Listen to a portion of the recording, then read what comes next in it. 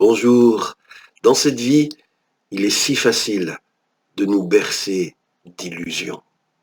Par exemple, beaucoup de gens pensent que le bien qu'ils ont fait dans leur vie compensera, si besoin était, le mal qu'ils ont commis. Et au risque de vous décevoir, j'aimerais vous dire que ce n'est pas ainsi que Dieu voit les choses. Écoutons plutôt ce qu'il nous dit au travers de son prophète Ézéchiel, je le cite.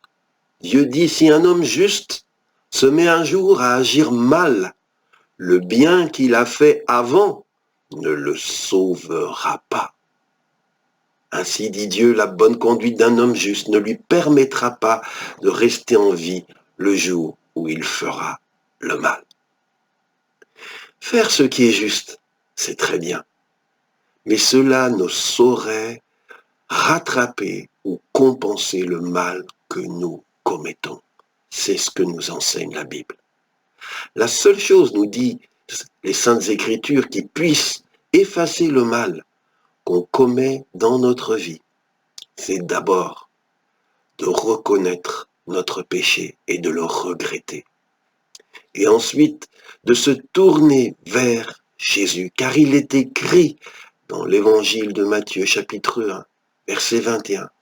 Marie enfantera un fils, auquel tu donneras le nom de Jésus, car c'est lui qui sauvera son peuple de ses péchés. Le nom de Jésus, c'est le seul qui sauve des péchés. Le nom Jésus signifie en effet Dieu sauve. Et la Bible affirme dans le livre des Actes des Apôtres, chapitre 4, verset 12, que le salut de nos péchés, de nos fautes, ne se trouve en aucun autre que Jésus. Car, dit ce texte, il n'y a sous le ciel aucun autre nom donné parmi les humains par lequel nous puissions, vous et moi, être sauvés. Puisque donc, on ne peut pas être notre propre sauveur, un sauveur nous est né, un fils nous a été donné. C'est cela la bonne nouvelle de Noël. Mettre notre confiance dans nos bonnes œuvres, ou bien mettre notre foi, notre confiance dans ce Sauveur, c'est cela le choix qui est devant nous. Un choix auquel je t'invite à réfléchir.